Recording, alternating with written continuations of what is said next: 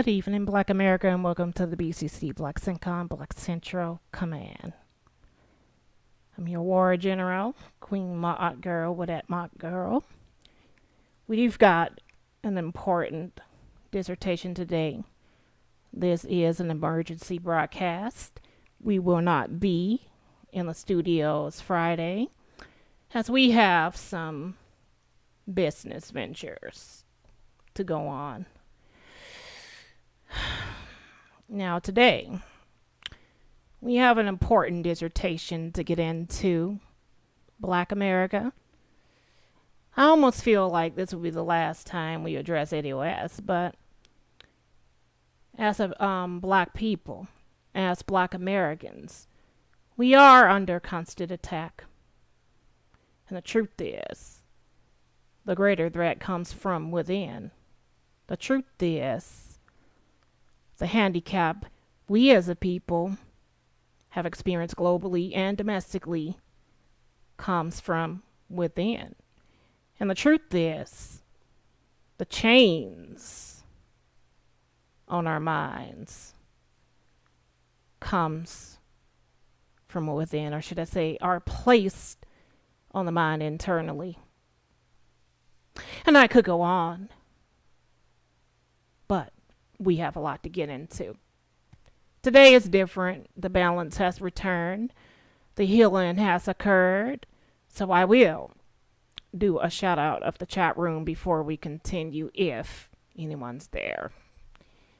So, B1 salute to Sankova Cyborg. B1 salute to Emmanuel Briggs, sir. B1 salute to John Nothing. B1 salute to Joe W. B1 salute. I'll be repeating myself if I say B1 salute to Sankova Cyborg. And the comments go, Sankova Cyborg, put smiley face, kissy face, and some flowers in there. Thank you, sir. Emmanuel Briggs, sir, says, hello, Queen. Hello, brothers and sisters in the chat. Hope everyone is well. John Nothing with a thumbs up and the black fist up. Thank you, sir. Salute. And Joe W says, peace, Sister Queen. Maud, salute, peace, King. Joe W.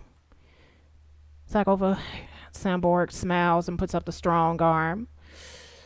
Robert Henry B1 salute, sir, says, peace, Queen.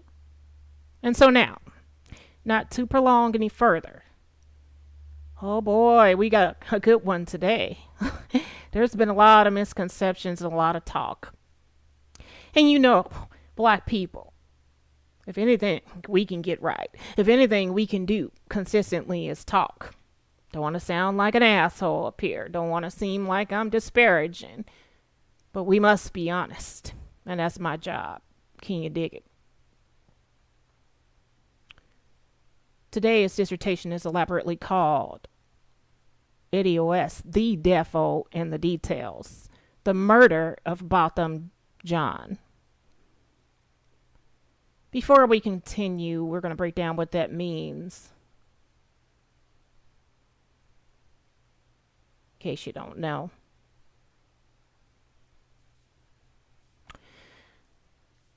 ADOS emphatically is the devil in the details. Been telling you guys this for a long time now. Why are they the devil in the details? Because they are not us. The agenda was delivered to us from John Tanton, a white nationalist, confirmed by the ADL website, delivered to us by the means of the carrier pigeon operation via Yvette Carnell and Tone Talks. Now, it's the devil because as we go along today, you will see the veils will be removed and you will understand that there is not but one mission ADOS has sought to achieve, and that one mission has been achieved, and that one mission is MK Ultra brainwashing on the black Negro in America. For what purpose? To pacify, to eliminate the black vote, to eliminate the black oppositional vote, to brainwash us politically, to make us serve a greater white nationalist political agenda. See, unfortunately, as the bearer of truth, I and balance must be honest with you all. Today, I believe it's going to hurt more, and I believe you're going to hate me more, but I don't care. See, I'm beyond all that now. I don't really care how Negroes feel, because as I said in opening, the enemy comes from within. Believe you me. Not just for 236 years, give or take, have we been destroying ourselves. I can bear witness firsthand that my troops, our family sought to destroy me 2 days ago. But anyways, getting past that, no hard feelings, we have healed. But we've got a great one lined up here for you all. And before we continue, let's do the classical black sitcom intro. Who am I? I'm the words you're afraid to speak, the face you're too fain to see. Call me scarlet, crimson red, the blood of a million slaves in every verse that I pen. I'm dark matter in a world of light weights, the future you cannot fathom, your inescapable fate. I'm freedom in a musical note. I am you inside of the mirror, the reflection of hope. I'm the most hated, most feared black woman on all of black and white YouTube. I'm a debate prep, battle-hardened, intellectual warrior scholar. I'm an intellectual revolutionary terminator of white supremacy. I'm a black truth terrorist, a black history hit woman, indigenous people's adventure comforter and queen, and might I add, I'm a black separatist, a black panther, and a black freedom fighter, and a black field Negro. Black power! Black power! Black power! Black power! Black African, unapologetic, total, complete power. Gas, intact, total African control. Global African supremacy. Salute. Be one for life. Now, we're getting booted up, suited, and fired up for this one. I always try to say to myself, I need to calm it down a little bit. But I don't know no other way but to be militant. See, the urgency we face today and the hells of America calls for militancy. Not, oh, baby, please let me just, oh, don't worry about tomorrow. I'll be here for you, boo. That's not going to cut it. We've had about 140 plus years approximately removed to play that game. We saw how Big Mama used and abused failed at that game. We've seen how black men being coddled, that served them not. So now, this is what it's come to. This is the unequivocal look it up reality of things now.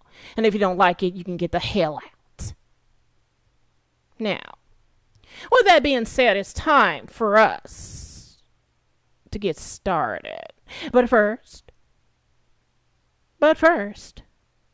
we are going to follow on some ancestral voices. We're going to listen to a man, a great black man, a Pan-Africanist, black nationalist, black power man, speak from beyond the grave. Black fist up for Marcus Garvey, sir. Now, we're going to let him speak about the black condition.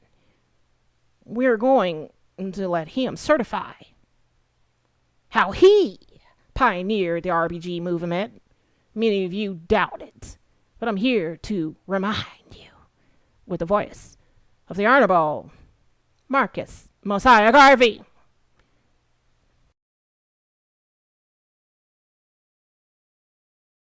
May I say something to you to give you a true knowledge of yourself and life, so that the same glory and success attained by other men who understand themselves may be yours? Man in the full knowledge of himself is a superb and supreme creature of creation. When man becomes possessor of the knowledge of himself, he becomes master of his environment, the captain of his own ship, the director of his own destiny, the accomplisher of his own ends. Man should understand himself because man is full of knowledge, and this knowledge is a gift of nature. When Mother Nature created man, she deprived him of nothing. He was given the faculty of understanding all things around him. This faculty for understanding has not been taken away from him. None of his senses have been taken away from him. So there is no excuse for the black man in lacking the knowledge that man is used to beautify the world and produce all that he needs for his happiness and civilization. Look the world over, and whatever you see in it that is pleasing to man, contributing to man's comfort, to his needs and to his satisfaction, it is but the work of man. Man blessed with the knowledge of himself and the understanding of all things around him. If you are able to live with the knowledge of yourself and with the greater knowledge of nature, you must know what is good and what is not. You must know what is finite. You must know that which is material, physical, and otherwise is at your disposal to create or otherwise use. If we leave America and go over to the east to Japan, they will be telling their fellow citizens of Japan of the wonderful accomplishments of the Japanese people, proving that man is moving onward as time moves on. But you have hated yourselves as you have done in previous years. You have shown malice, prejudice, and hate to each other. And the result is that while other races have made progress, while India has made progress towards nationalism, while Ireland has made progress towards republicanism, while the whole world has made progress in man's accomplishments, you still stand fighting yourselves, dishonoring yourselves, showing no disposition toward that higher life so that you will be abundantly blessed. So reflect and think that you were created for some purpose other than exhibiting malice toward your neighbor or fellow men of your own race. What a pity it is that we cannot stand united without a written law. There is no written law compelling other races to stand together. They are brought together by the gentle touch of nature. The unwritten law of nature causes them to stand together on all occasions. So wheresoever you find them in the field, that one gentle touch of nature causes them to stand together, if need be, die together. But with the black man, you can preach to him from the pulpits. You lecture from the platforms, from the byways and the hedges. The spirit of cooperation, but he will not cooperate. You talk to him gently, you try talking harshly to him, he still will not cooperate. The result is that he falls prey to those who understand themselves and walk through the world making you their serfs and slaves. You must acquire an understanding of yourselves. Look around you. See the smiling pictures of nature, the beautiful hedges, the wonderful mountains, the wonderful vegetation all around.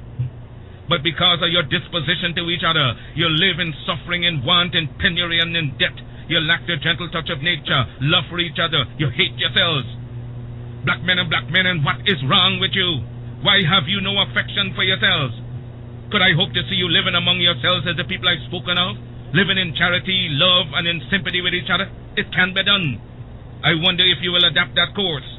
Isn't it easier to enjoy prosperity than to live in ignorance and darkness? Why select the worst out of nature? Nature never gave pain, suffering, and death to the world. It was man himself who selected death, pain, and sorrow. I wonder if I cannot inspire you to select between good and evil.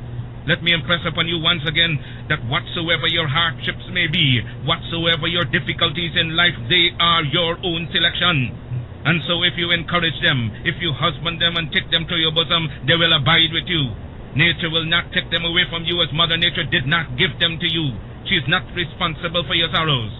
Mother Nature represents all that is beautiful. She gave you the highest personality in the realm divine. Your sorrows are your own.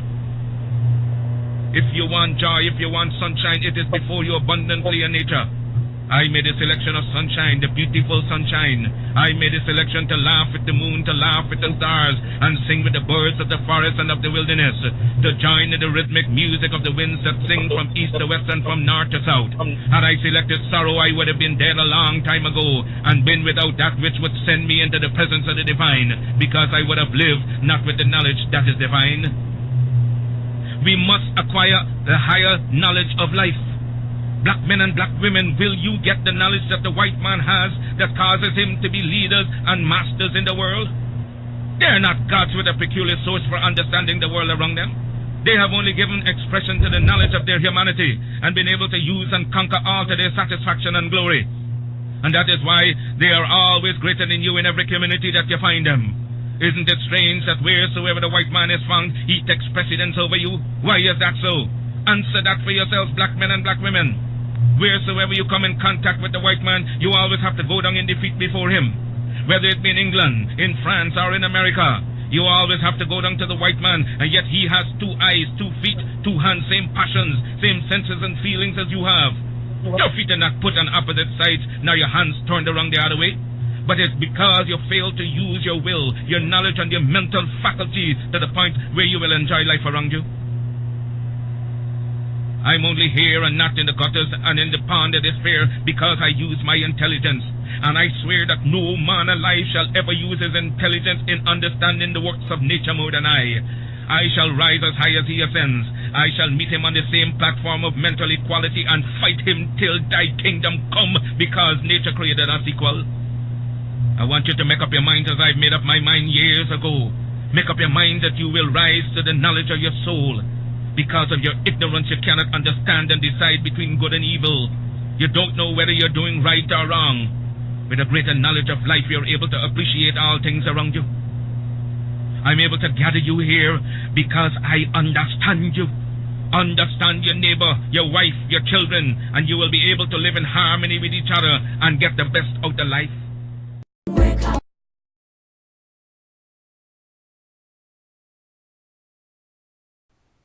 Thank you, Honorable Marcus Mosiah Garvey. Very great. Now, to just touch on a little bit of that, we will first gotta give credit to the Dr. Bombi Show for the audio. Now, the reality is this. He said a lot of great things in that piece, in that speech, and most of which are true to this day. Unfortunately, we have chosen in our inferiority complex to empower our enemies. We have no friends.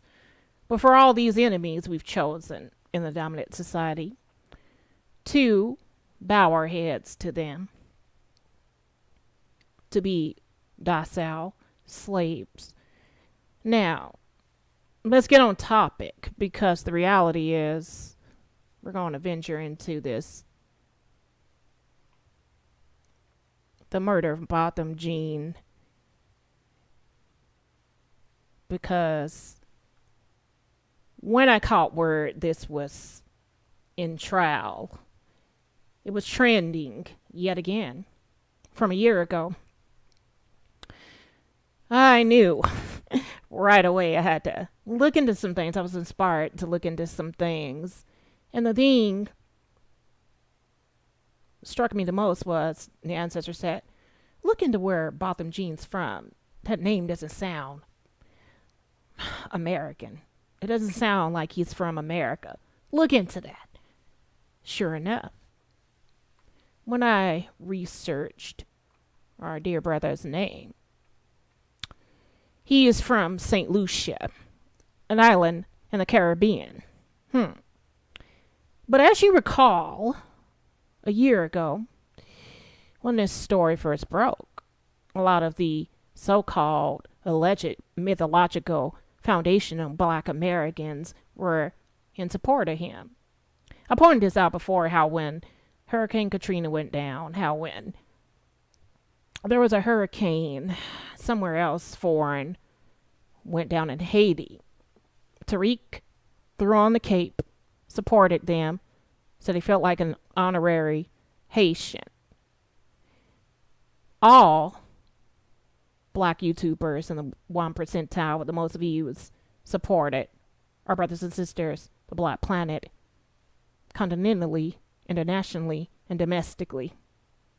So I was inspired to research this matter further, because I just knew what was going to happen. And I knew this was going to happen before, because I called out and said, you know what, under ADOS, the devil in the details, we're going to disparage our brothers and sisters, our cousins who are foreign born. We just witnessed it when the Bahamas earthquake went down, or hurricane went down, Hurricane Dorian. Hold your own nuts, yada. But an interesting thing has just occurred, where these so-called foundational Black American people, the poster children of ADOS, are taking to YouTube to do what? Spew more lies and say, well, the immigrant blacks aren't talking about it. We're the only ones. Another fucking lie. And the other problem from the devil in the details is this. They're hypocrites. I've always told you. If they have such a solid stance and belief in ADOS, all they're allowed to say is, well, Black immigrant, hold your own nuts. You got your immigrant wake-up call. But what they've chosen to do is show themselves to be hypocrites, inconsistent hypocrites. Now, there are some things about this trial we want to point out that haven't escaped my mind, are not lost on me. The coonery. And many have called this out. I saw all the memes and they're having a field day.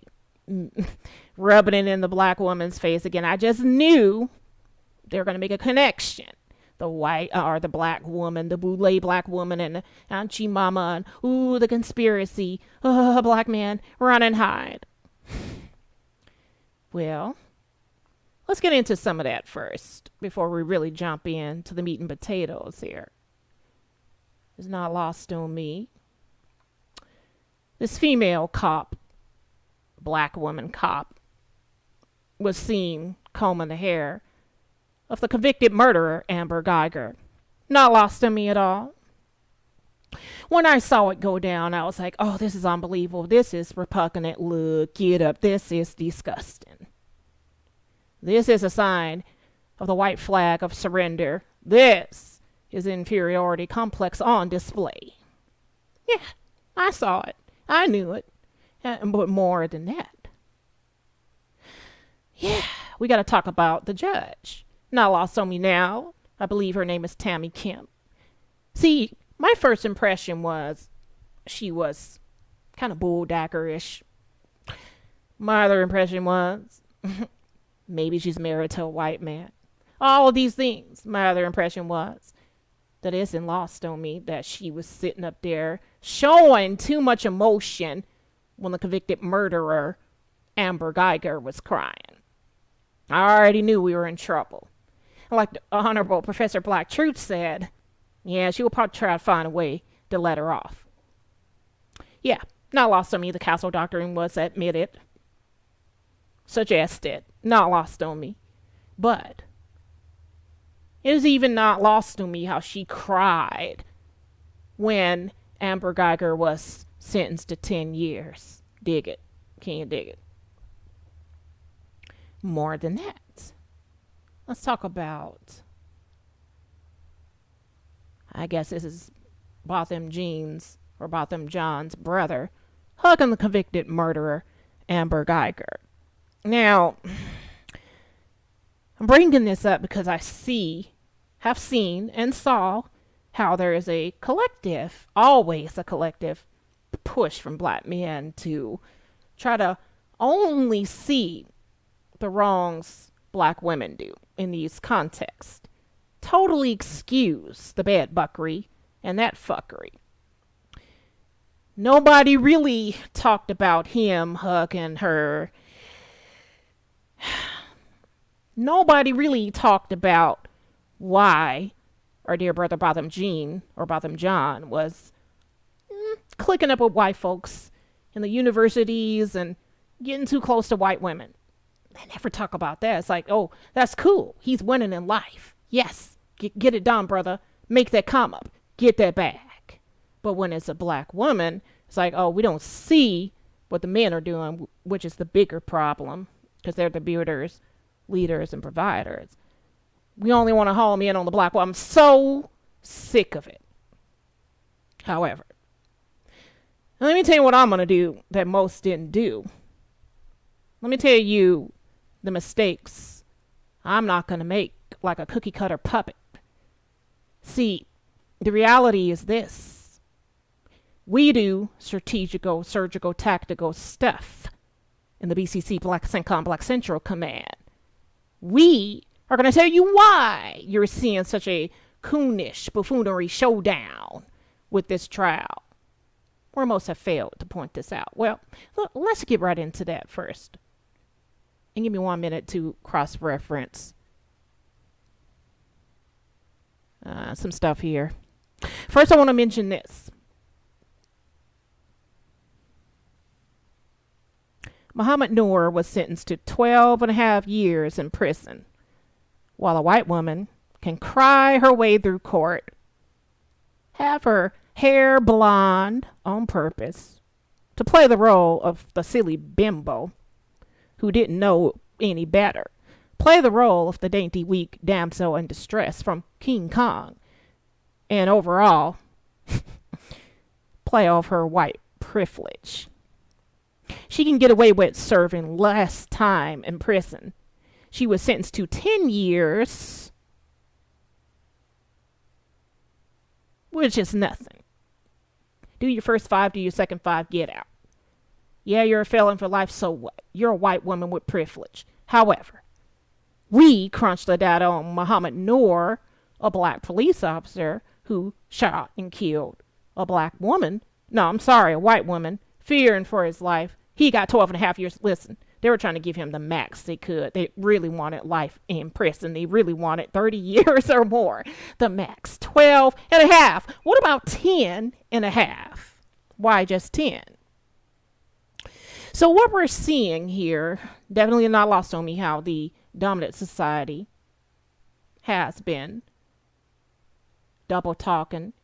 Hypocrites are the sole devils in the details, but not lost on me.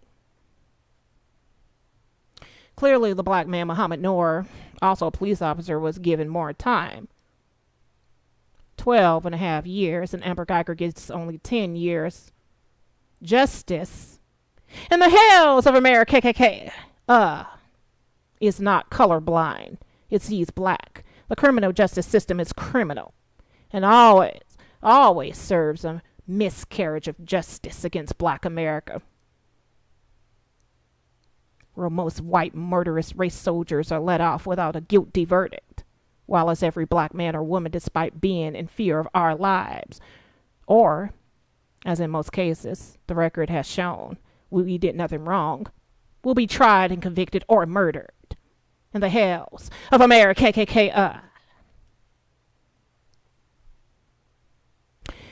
Before we continue, we've got to cite the reason. There's a greater reason for the coonery and the buffoonery, the Tom and Auntie Mama stuff we're seeing go down in the Botham John trial.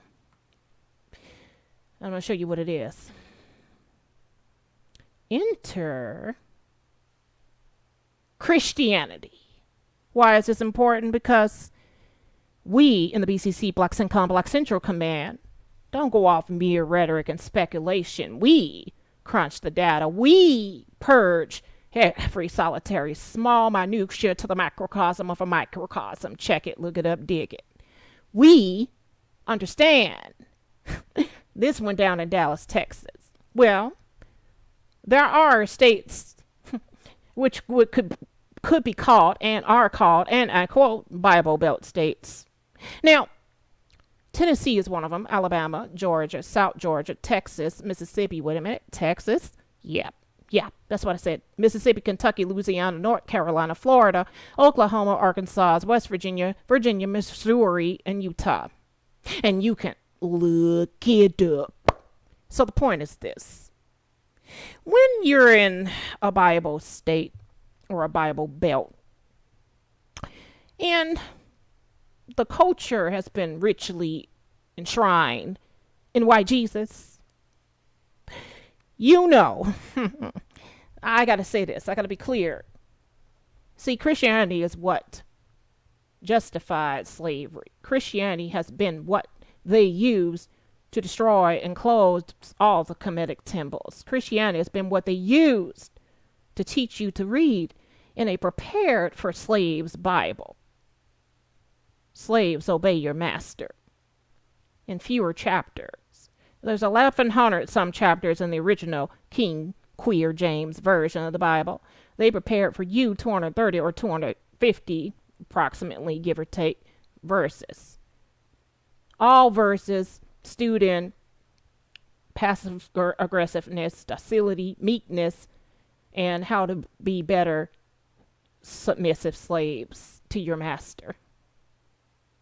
More than that, this is the truth, coming straight from the BCC Black CENTCOM Black Central Command.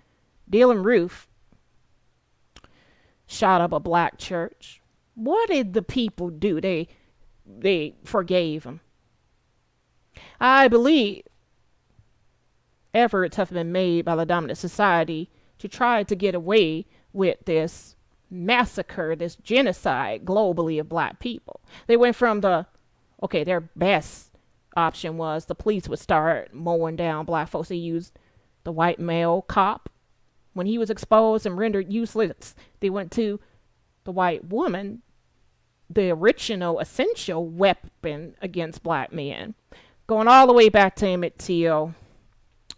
Whistle at a white woman. Well, you're lynched in the public square, off with your head burned at the stake.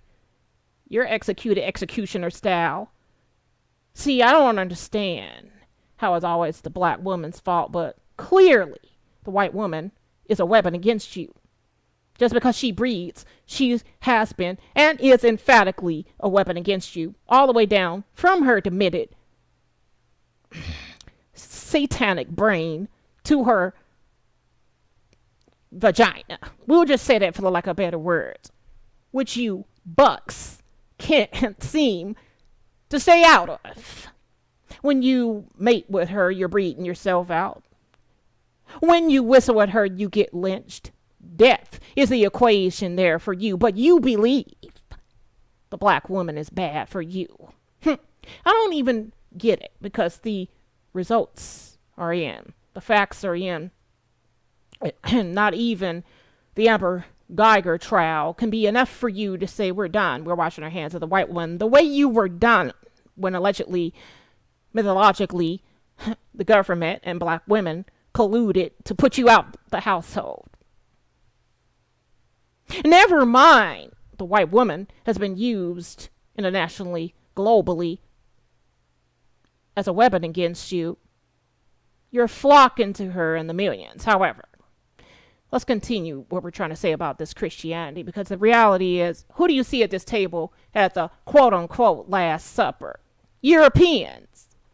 Just like that poem of the Statue of Liberty, when the white nationalists came out and said that poem only refers to Europeans, and everybody was up in an uproar. Well, it's true, and the truth is Christianity is the religion of the dominant society, the Tomhu. And you can take it or let it alone. Jesus works with the devil all throughout the Bible.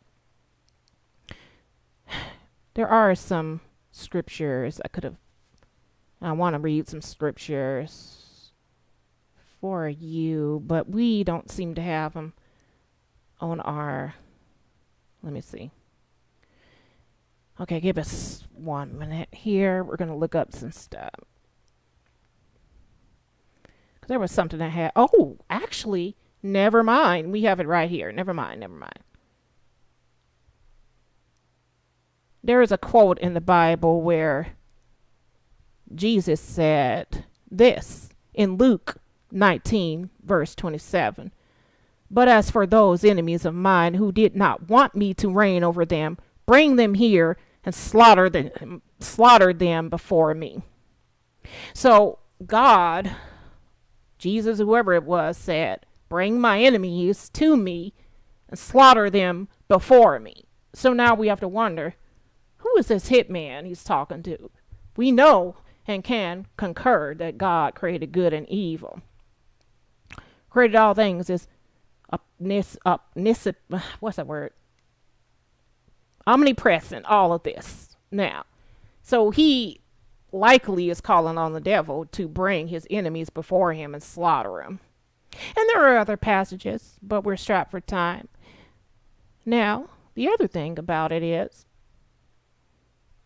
the KKK, a domestic terrorist organization, almost 200 years old, going strong in the hells of America. KKK are a Christian organization. They illuminate the cross by burning it.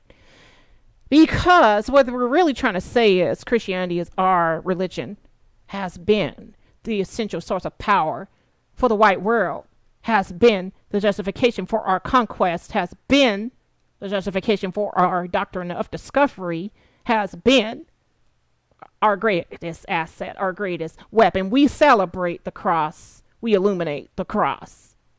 So, I say all this to tell you this. When I'm looking at the Botham Jean case, the situation, the murder trial of Amber Geiger, I gotta tell you what others won't tell you. Because here in BCC, like CENTCOM, like Central Command, we're honest.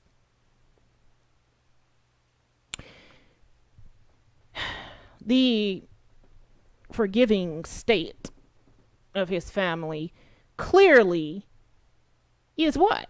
Fueled by Christianity. His family are Christians. Have you heard? Can you dig it? Botham Jean sung in choirs. So they're Christian people. You see, the blinders are on for the majority of black people. I come from a Baptist Christian family. But I was delivered from that, just like ADOS, the devil in the details. Jesus Christ and white Christianity are the devils in the details.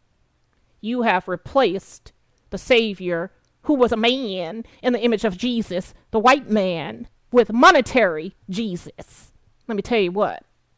No fucking Savior is coming, monetarily or otherwise. See, you heard from the Honorable Messiah Marcus Garvey. You've had about 140 something years, give or take, of messengers coming with the message. The most important separation is the best and only solution. Do for self, nationhood is nation time.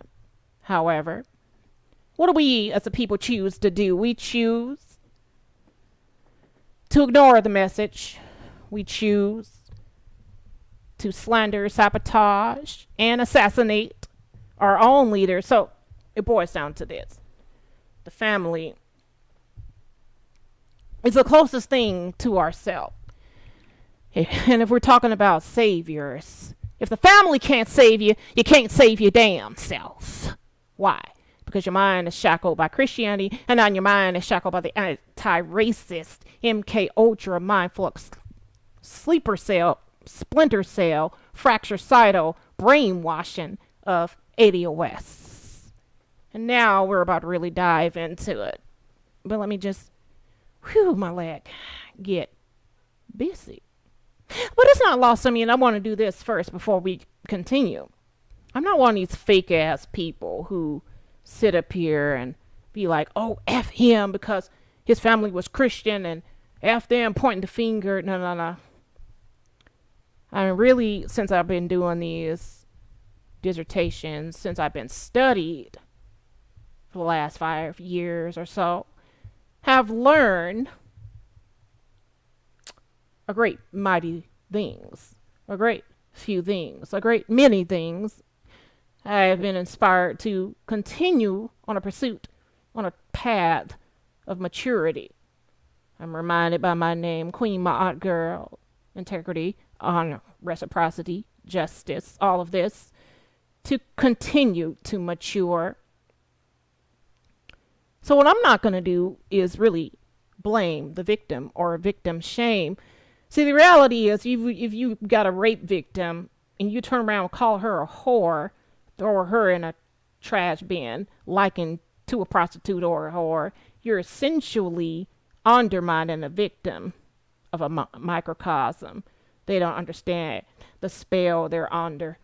In this case, if the court is, the judge is cooning, the family seems to be cooning, and all this here is going down, we're not going to be nitpicking and pointing the finger individually when that's a microcosm of a macrocosm. We look across Black America, from the south to the north, from the east to the west. We can concur and conclude and understand that we have a problem with white Jesus. We believe that white people are divine and pure. We look at the continent of Africa, the same is true. White Jesus is everywhere. So we're not going to get caught up in minutia. In fact, we have to admit it's not their fault. They're under a systemic, perpetual, refueling, transgenerational spell. I know it sounds kind of like I'm excusing it, but it is what it is. And now more than that, as we continue, I gotta be clear. We lose sight of what's really going down when we choose to point the finger and get caught up and buried and drown in minutia, as opposed to look at the overall bigger picture, have the intellect to comprehend, to have hindsight, understanding and overstanding, make an understanding understood. Here's the other thing you did. I gotta be clear. We in the black community suffer from a education deficit. We have suffered due to what? Due to what, sister girl? The lack of knowledge. You've heard this for the last 236 years, or 146, give or take. You've heard these quotations. The reality is, I said at the start of the program, we are our own worst enemy. The shackles on our mind are put there internally. So as we continue this, we're going to refer to some notes here as we build. Well, we got a lot to get into. We're just getting started. Got to remind you, ADOS is emphatically the devil in the details. Aside that is Christianity, another devil in the details. So now, I gotta advise you that first I want to do this. I almost forgot. We're gonna do an honorable Pan-Africanist, Black nationalist, Black power salute to our slain soldier, BOTHAM Jean. No other would do this because they're too busy caught up in identity politics, more DID, dissociative identity disorder, and MPD, multiple personality disorder. They want to be so right. Their egos are too precious to them, and they're worried about how many brownie points they can score, how many points they can score every time they go on YouTube to race hustle and line their fucking pockets. We won't do that. We understand as a people we've never utilized and used unity to our advantage. Now we're out here talking about, oh, we need a solution. We need to get on code. Well, you have refused the code of conduct, the honor code, the blueprint of Black power, Pan-Africanism, and Black nationalism for the last 140 something odd years, give or take, approximately. You, at this point, are a fool. But anyway, we got more to do, and we're going to corroborate this soon. But first, as we can, let's do this honor salute here. And we're going to call on the ancestors. We will do a quick libation on the coolest, only way as we know how, which is, we say, Halafiyane, free the land, Hotep, Black power, and to all others, what's up? In the name of the slain Black brother, Botham Shem John, we say this, rest in power. Black power! Black power! Black power! Black power! Black African, unapologetic power. Pan-African power. We don't got time for this playing games. We salute our fallen. We embrace our fallen. Now, rest in peace, brother. Justice will be done on this watch. We understand. We have no friends but for ourselves. We understand. Let me break something down, and we're going to break it down again later, that we have failed to realize as a people.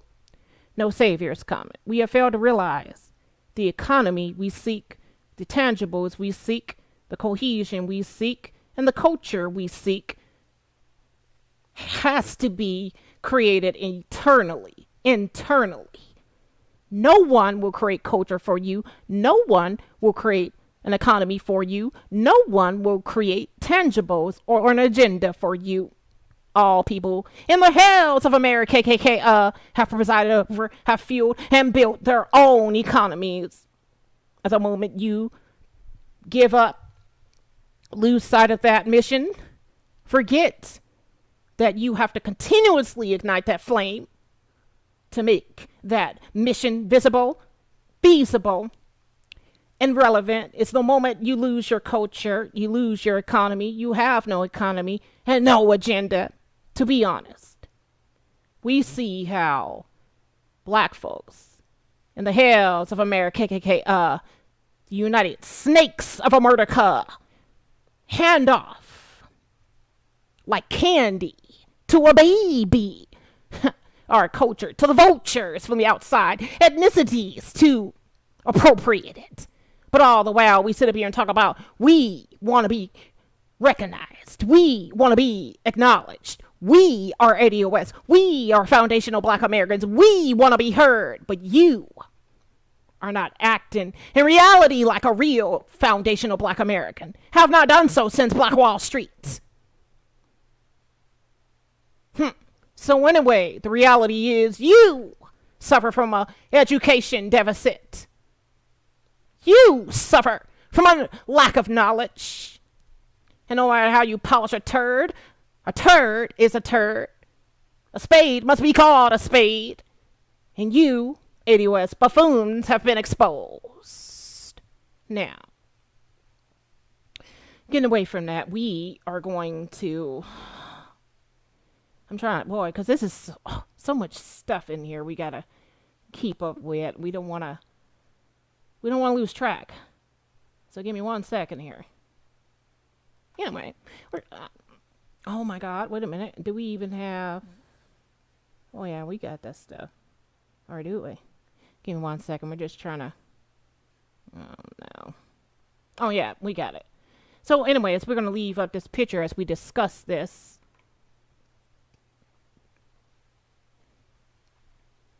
Black men in the beta male collective, be advised. I noticed that you tried to smear the reputation of black females. The black female judge presiding over this case.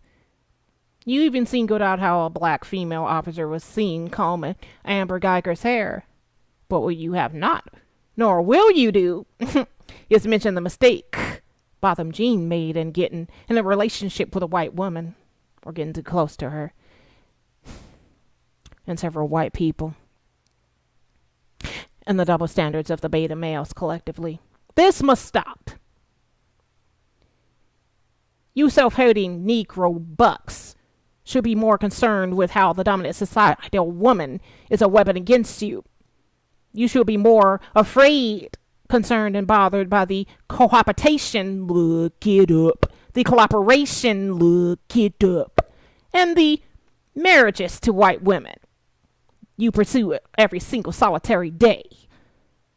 Since the death of Emmett Till and other innocent black men who were accused of raping or whistling at a white woman were executed execution style, burned at a stake, or lynched in public squares, you got the nerve to claim that the black woman is the symbol of slavery. But we suffered with you, and in our liberation together, we should prosper together. Yet you believe the dominant societal woman is a symbol of freedom, when in fact she is the definite symbol of death, torture, and slavery against you. You, by mating with her, you breed yourself out. And by looking upon her, you can be accused of rape and tried, plus convicted in a court of lawlessness. In the hells of America, KKK, take it or let it alone. It is what it is. You must get up off your knees and be a man and recognize it's nation time. Nationhood is not going to come through the vagina of a white woman. The cradle of death is all you're going to find. Now, they say Amber Geiger is facing 5 to 99 years in prison. And now that we're talking about the devil and the details, we must be clear of who we're talking about here. Anyway, Yeah, I seen it. All the crying and all the showing out and all the showboating and all the bull crap. It ain't lost on me now. Can you dig it?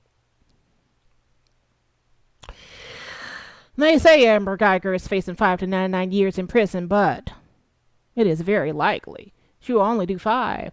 But I heard from a little birdie now she's doing 10.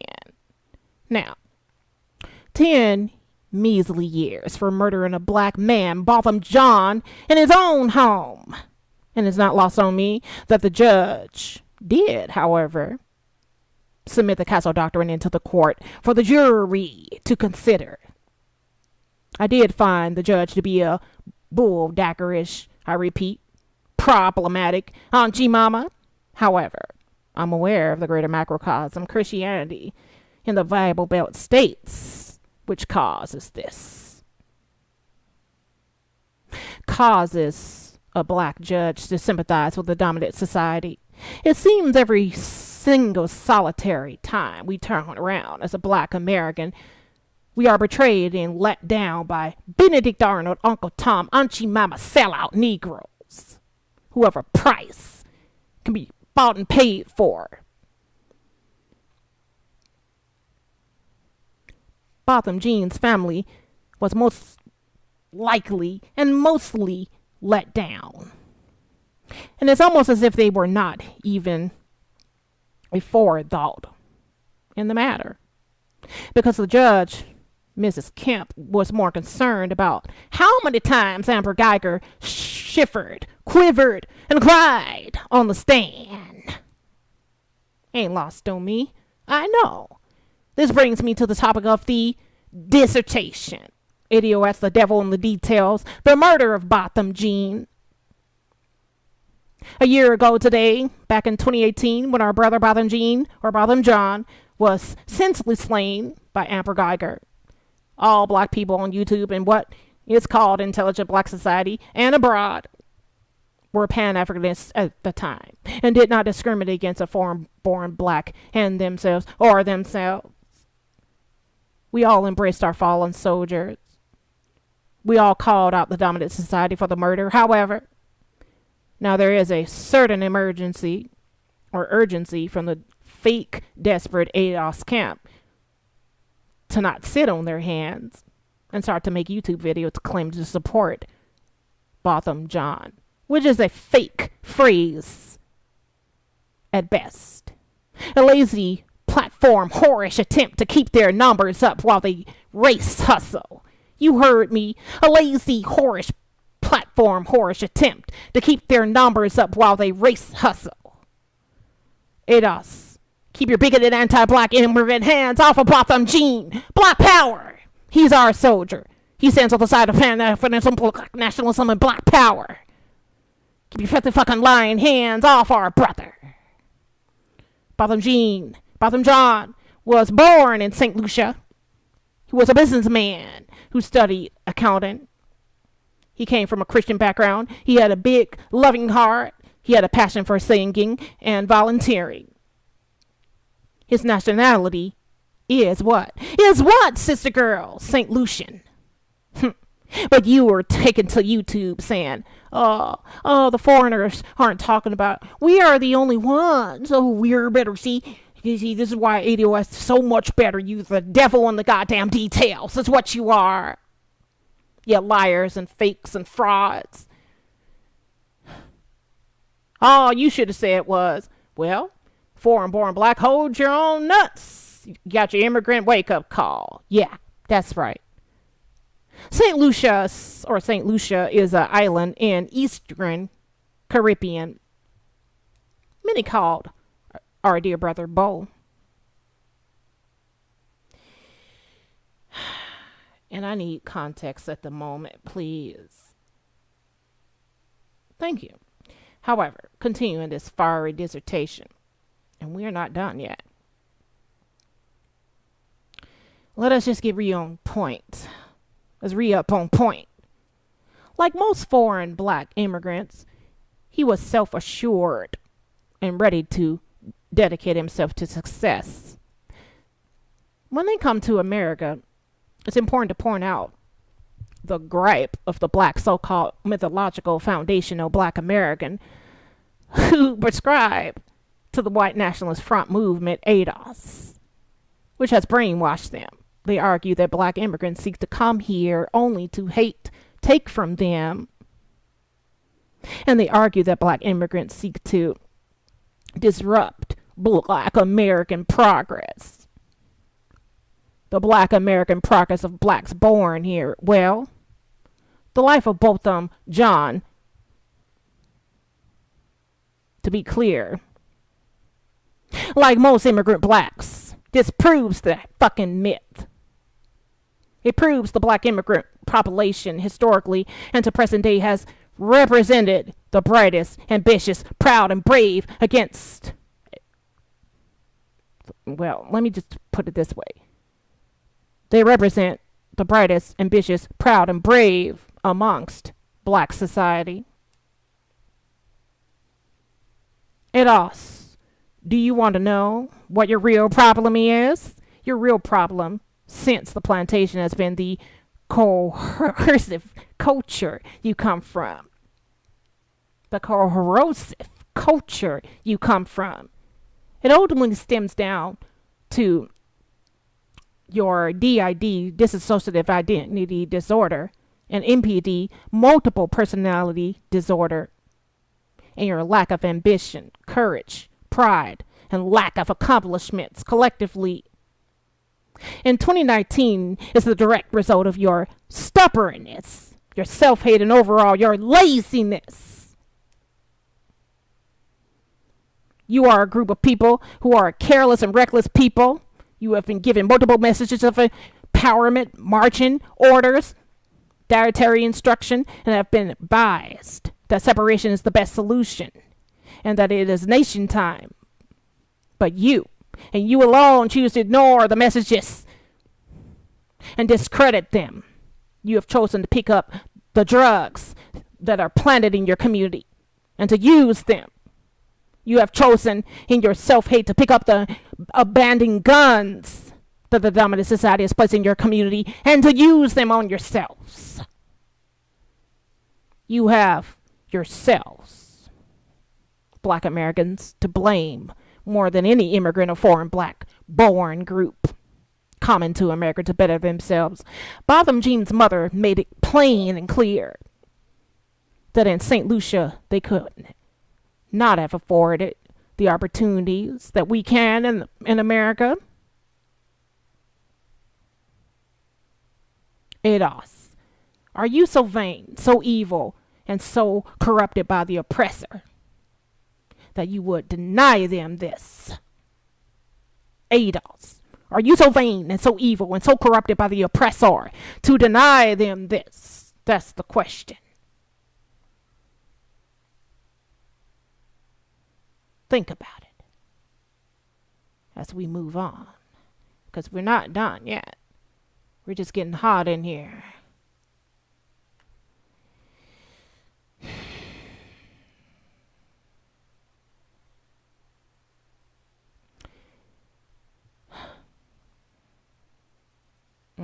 Anyway, you alleged ADOS have a 236-year head start on immigrant and foreign-born blacks who come here.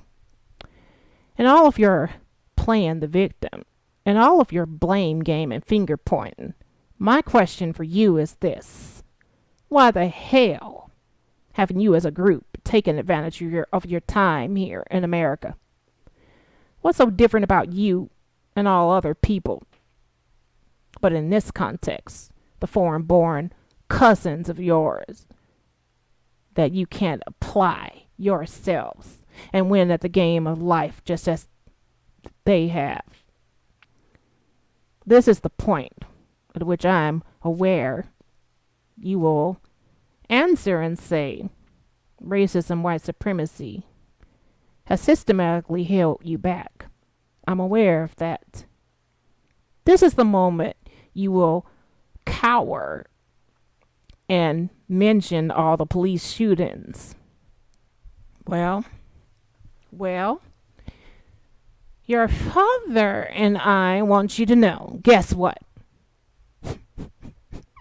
Foreign-born blacks have fallen victim to all of this trauma. Sabotage, genocide, poison, rape, and murder.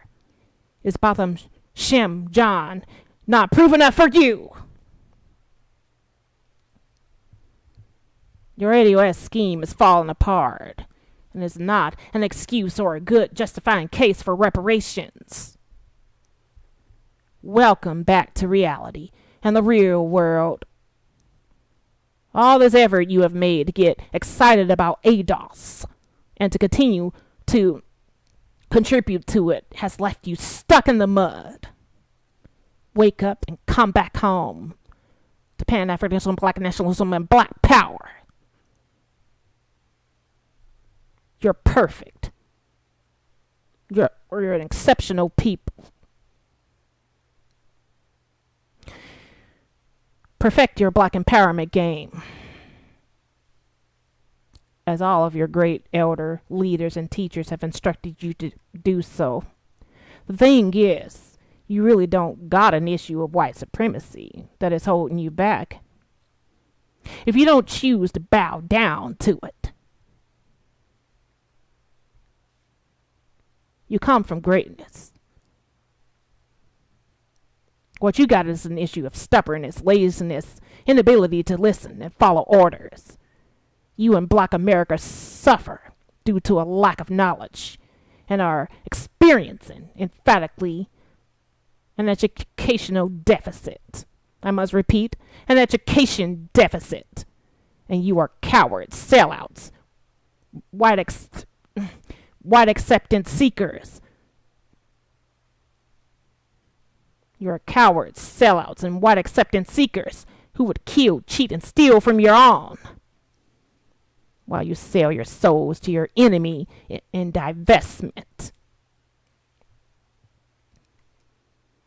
You are stuck in a position of compliance, complacency, pontification, procrastination. We shall overcome, and more we will wait and see, as you wait for the new hybridized form of white Jesus called ADOS. Fool, haven't you learned no savior is coming? Our dear brother Botham Shem John studied at Harding University, applied himself, and excelled on to graduate. The road was his, and the sky was the limit. Amber Geiger took all that away from him and interrupted generational Black wealth again by murdering him, which I believe was premeditated. The night of the murder, Amber Geiger made several unreasonable mistakes. She is supposed to have been a trained professional with superior observational skills and report writing skills. If that's not enough, she made it all the way to the CERT team, CRT, the Tactical Gang and High Crimes Unit, with Dallas, Texas PD. Then why did she make so many careless, unreasonable mistakes, is the question. Truth is, as I see it, and as I know it. And let's pull up her picture now, because we're going to talk about her. Truth is, as I see it, and I know it. We're going to be clear of what went down here. Oh yeah, we're going to be clear. And so now,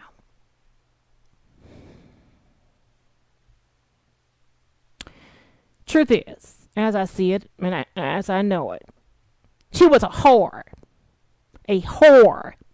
of a woman who sucked plenty of dicks to get on the Dallas Police Department and to pave her way onto the CRT team.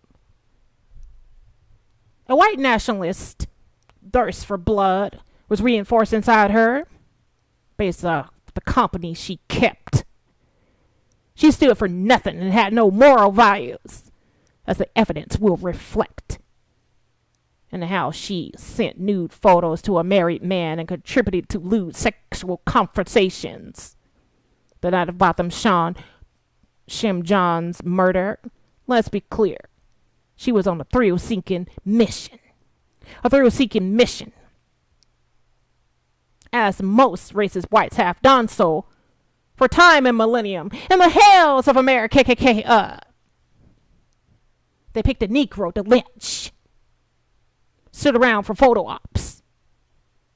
Amber Geiger is a manipulative liar. She's satanic at her core.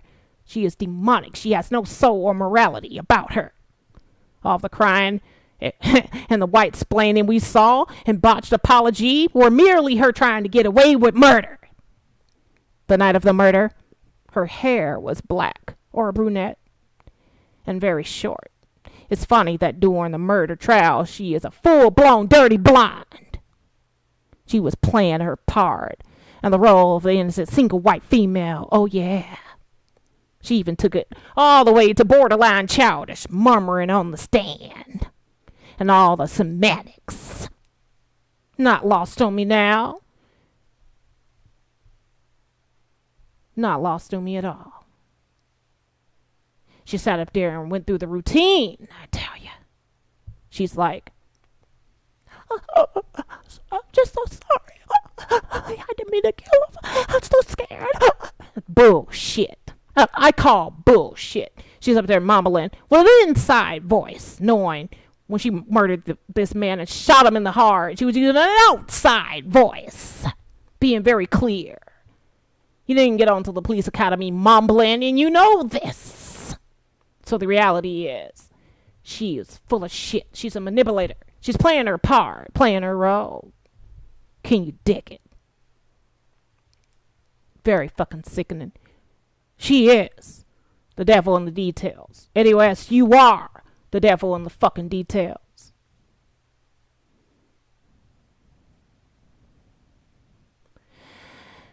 So, as we continue,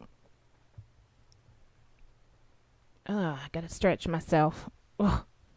So we're almost there. I believe what we're gonna do right now is we're gonna break off of the subject of her. And we're gonna get into the whole part that's gonna cause you guys in Black America, the ADOS followers, the ADOS poster children, to hate me. Well, we're about to do it to you. This is the realist. I submit to you reparations discussion since the fake, phony, controlled opposition of the revoked summit. This is the realist reparations discussion since the picture, what do you call that? Carrier pigeon operation handed down from John Tan to Yvette Carnell, second right, Antonio Moritone talks to all of you. We're going to tell you what time it is. We're going to tell you why you're getting no reparations. Yeah, we're going to be clear tonight. Perfect form. Militant and all. We don't care if you don't like it. It is what it is. Let me. War General. Oh, I gotta buck up. My leg. Okay. Let me take a drink of my stuff. Ooh. Here it comes, baby. Here it comes. Now, give me a second because we've got a lot to get into. But we are going to look at the chat room in a hot moment. So stand by, people. We're not forgetting about you. We're just a little bit trumped here. Let's begin. Shall we begin? Yes, ma'am. Let's begin. ADOS, be advised. You're approximately 146 years too late to get reparations. You are approximately 146 years too late, too far removed to get reparations. I didn't come in too clear. ADOS, be advised. You are approximately 146 years too late to get reparations. In fact, the reparations issue for Black America is null and void at this point. And anytime the subject comes up, just understand that you are simply stalling for time. So you don't have to get up off your ass off that couch and do something collectively liberating for yourselves. The reality is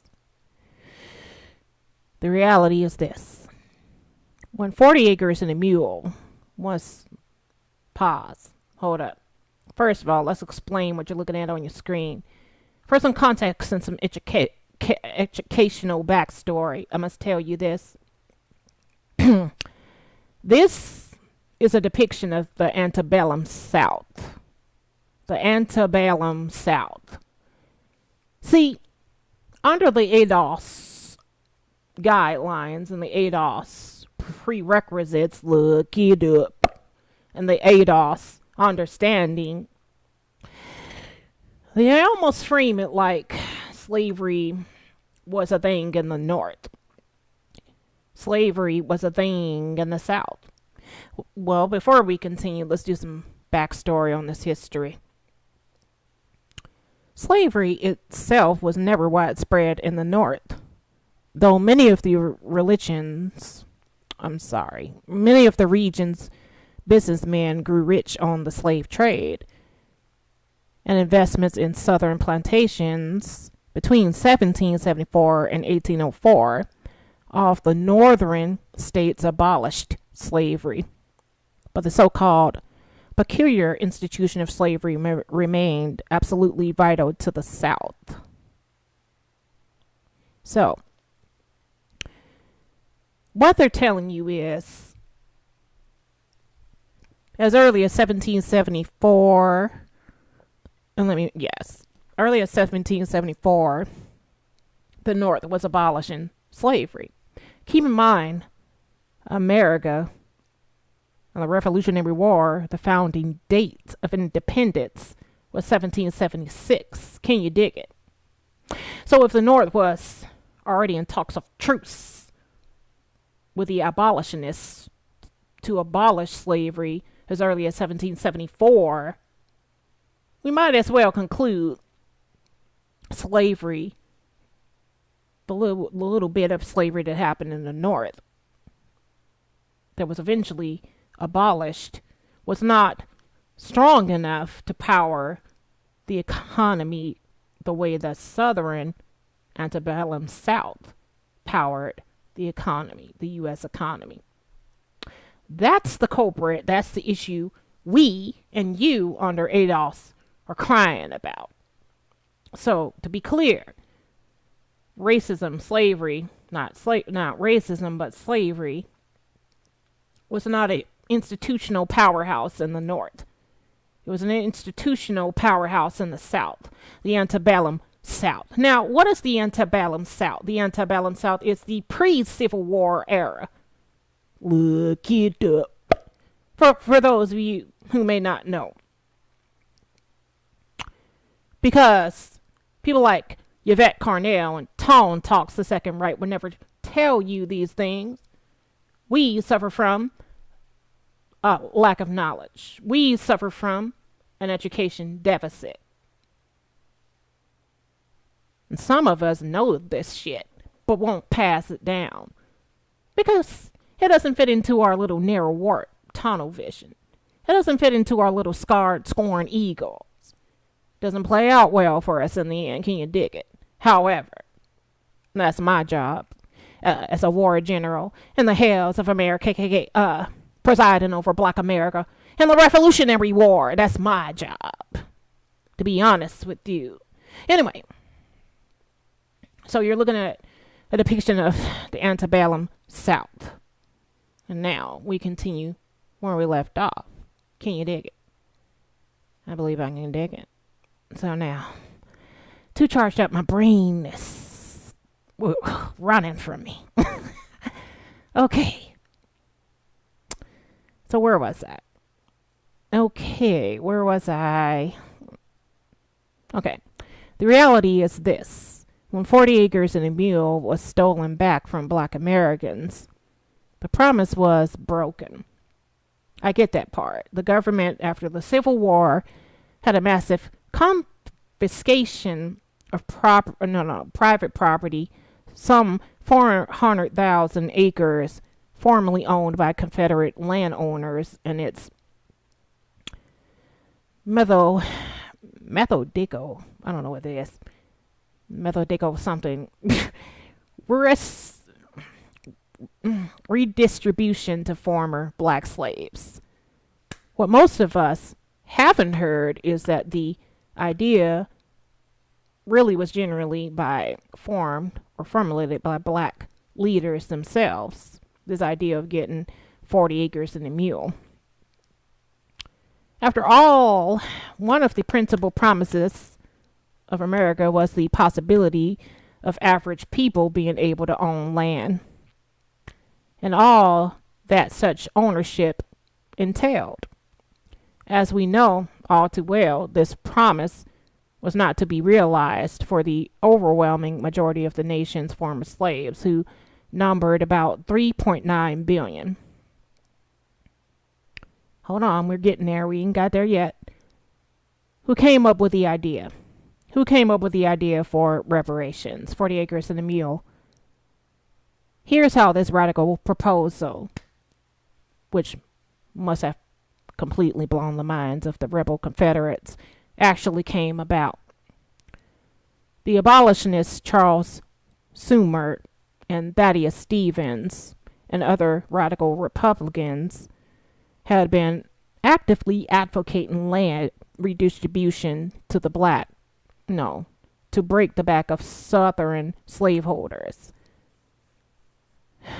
To break the back of Southern slaveholders' power. As Myers observed, but Sherman's plan only took shape after the meeting that he and Stanton held with those black ministries. Let me see. Stanton, aware of the great historical significance of the meeting, presented Henry Ward Beecher, Harriet Beecher Stowe's famous brother, a verbatim transcript of the discussion, which Beecher read to his congregation at New York's Plymouth Church, and which the New York Daily Tribune printed in full, in its February 13, 1865 edition.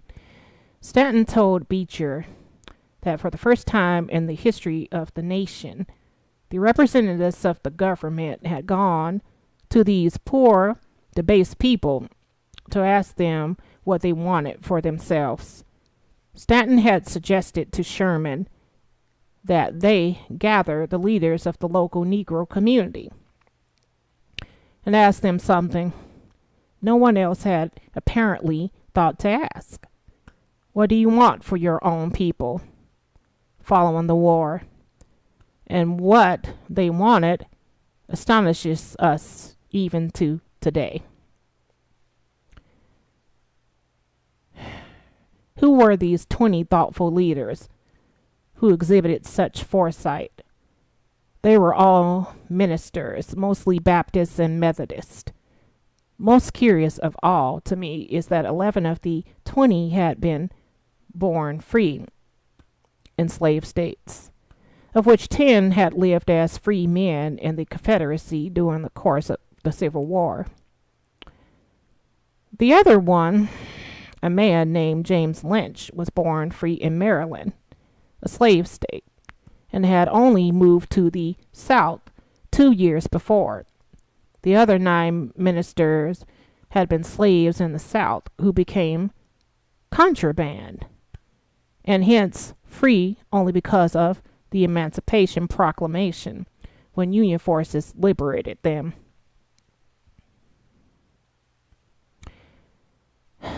And stand by for 1 minute. And stand by.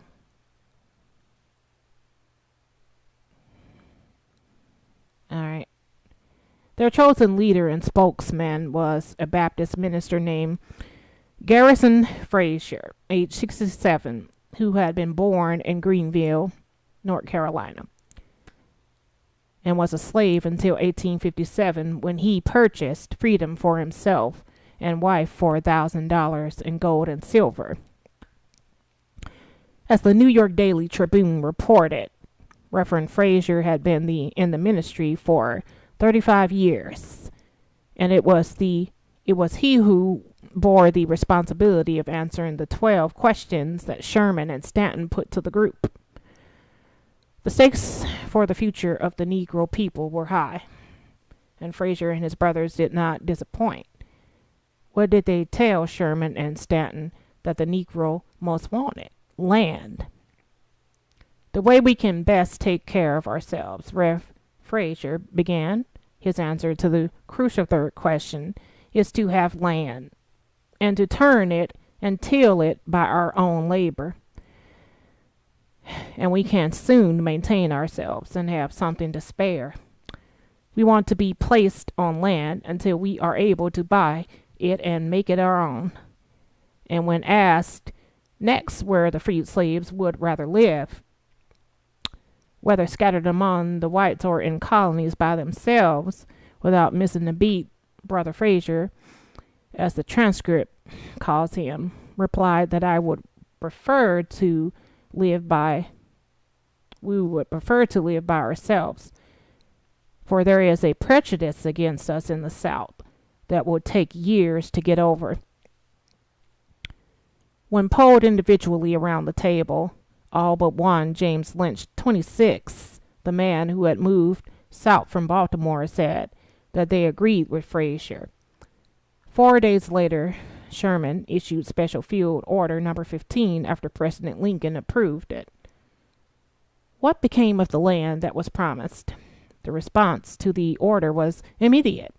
When the transcript of the meeting was reprinted in the black publication Christian Recorder, an additional note intoned that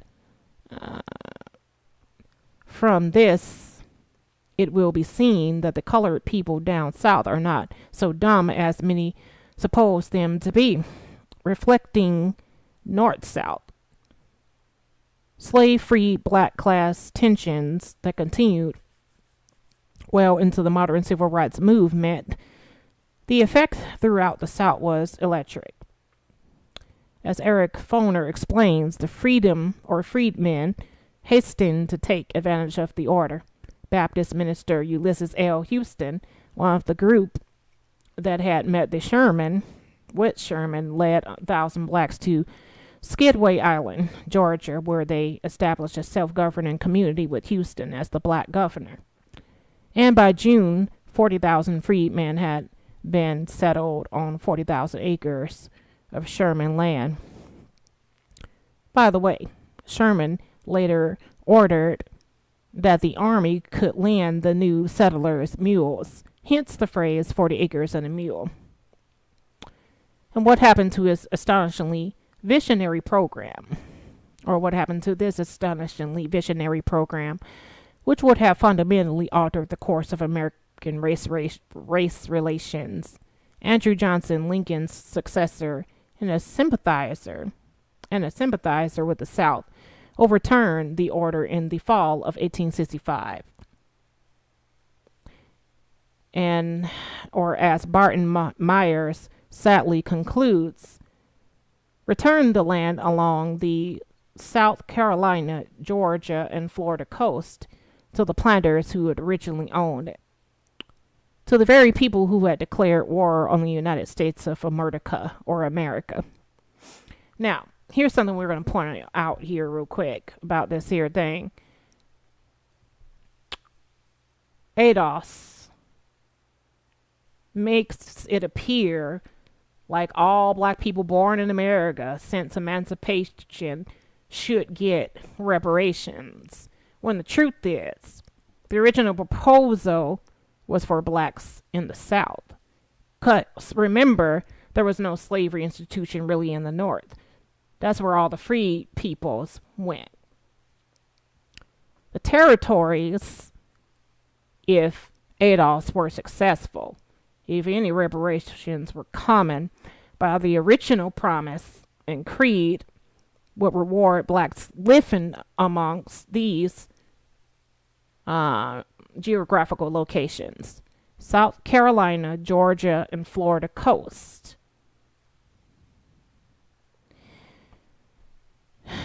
So, this means free blacks in the North, you ancestors of blacks today, are not entitled to reparations. Just like you're saying the foreign-born blacks, the foreign-born immigrants are not entitled to reparations, well, huge factions of blacks born in America are not entitled either.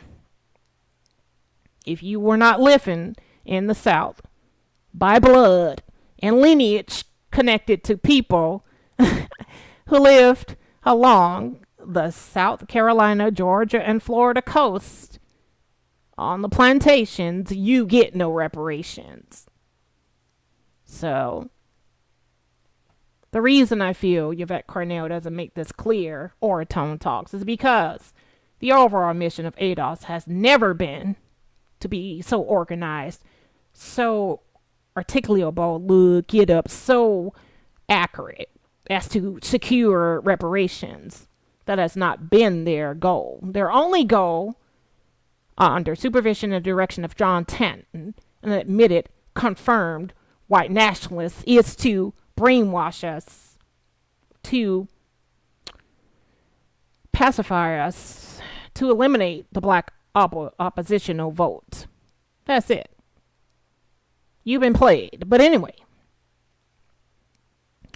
going back to what we were talking about. Now, I understand when they came back and revoked 40 acres and mule to those people living in the South. Now, this could be called a betrayal. You'll get no argument from me on that, but here's where the door on the issue was shut. The issue being reparations. When integration was placed on the table, starting with Voter Rights Act in the 50s, to the Montgomery bus boycott, to the eventual Freedom Riders and the March on Selma, there was a crossroads. Dual options for compromise. Two options ongoing for a solution or resolution to the issue of blacks being enslaved.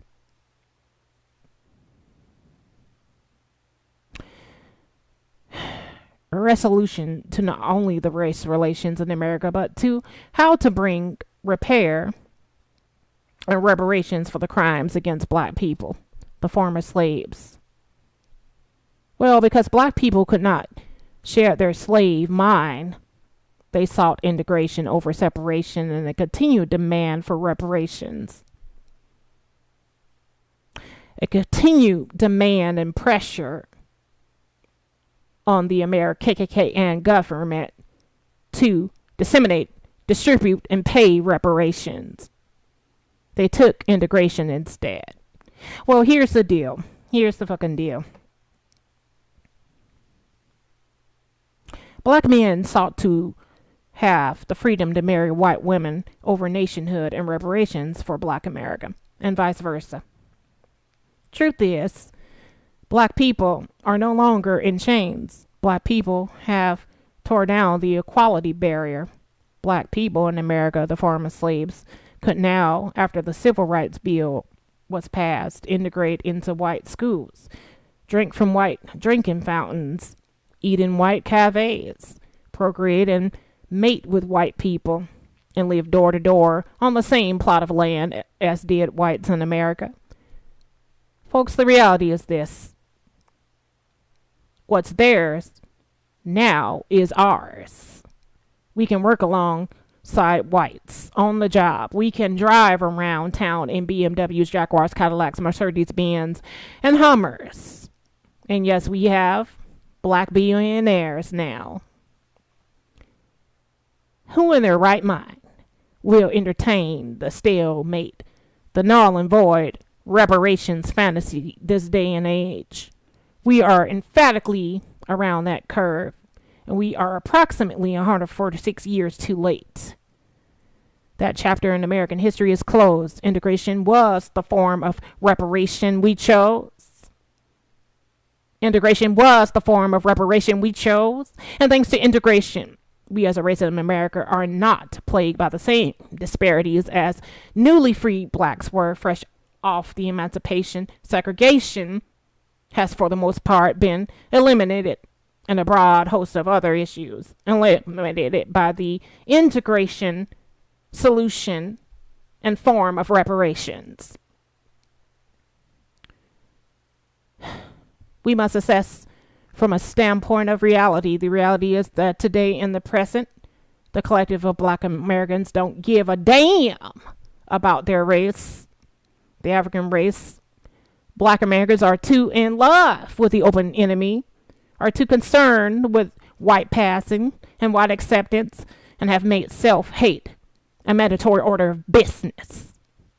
You're not producing children and families that look like you, and you have forsaken nationhood.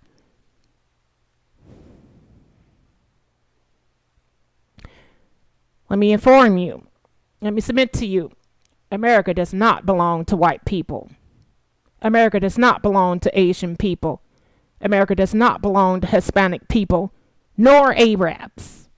Only in your docility and passive-aggressive nature can the dominant society run roughshod over you.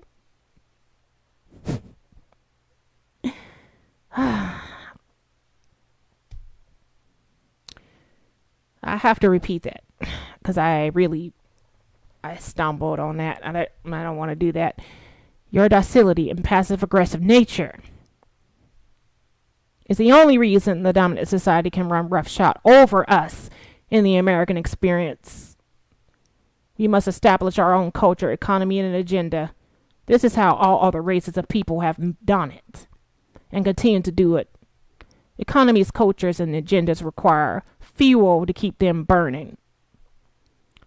Fuel to keep them burning bright and or alive. That's where our nationhood comes in. And these things, agenda, economy, and culture, are literal aspects of nationhood. As time goes on in America, the black race is becoming an endangered species, because we help vultures from outside races to exploit and reappropriate our culture. All the while, you claim to yearn for recognition as you plot and scheme under identity politic after identity politic called ADOS. Are you serious? We will disappear in America as a race. And whatever we obtain, if it were in the form of reparations or not, will be reappropriated in the dominant society if we do not remain black and proud and separate and do for ourselves. Because it's this doing for self that will ensure that our culture, agenda, and economies thrive and live on. Truth is, the reparations package for slaves was drafted to address Africans or Black Americans who were enslaved in Southern Confederate territories. And those territories were South Carolina, Georgia, and Florida coast. The Black Americans living there would have been the only ones who would have received reparations under ADOS, the, I submit to you, white nationalist MK Ultra brainwashing mind fuck program.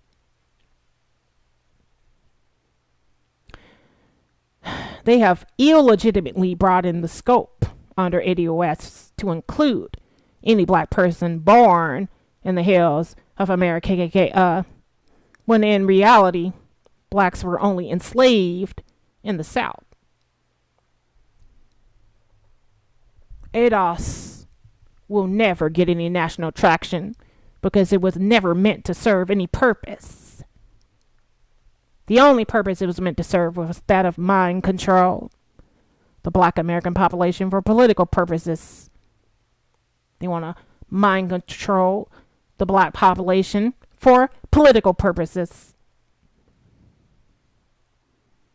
Not voting will be your undoing. ADOS should have been termed, if they were serious, Southern descendants of slaves, or antebellum descendants of slaves, because in the antebellum South is where blacks were enslaved on plantations.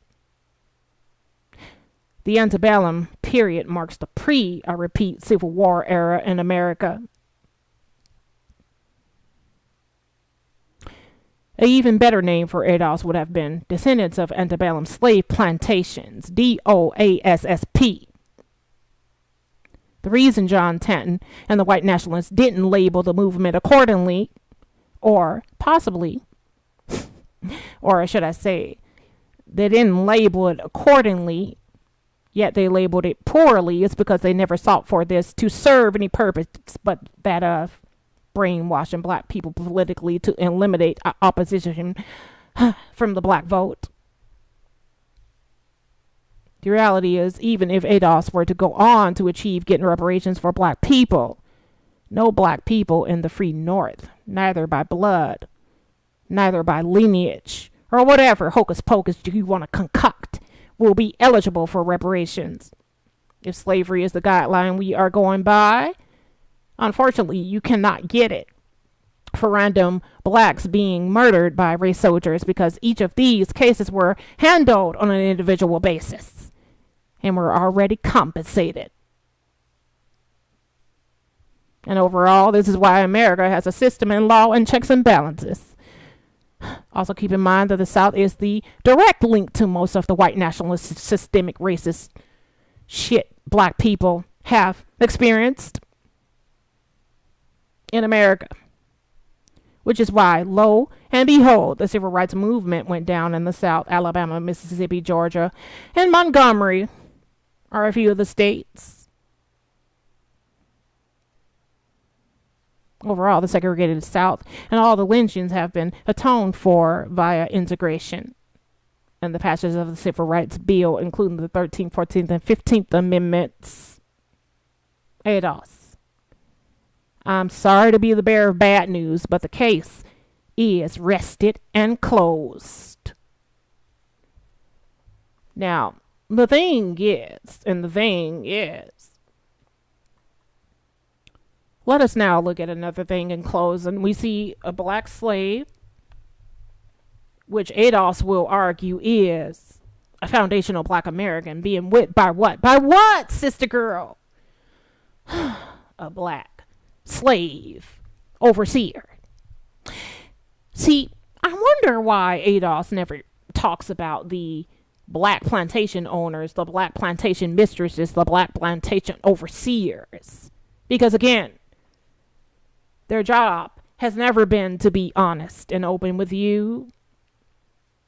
If they were, they would have told you the only purpose of this white nationalist MK Ultra mindfuck silent splinter cell fratricidal movement is to pacify us as black people, to eliminate and factually the oppositional black vote. When you don't vote, that is a dangerous position to take in America, because part of being an American is to vote, the right to vote.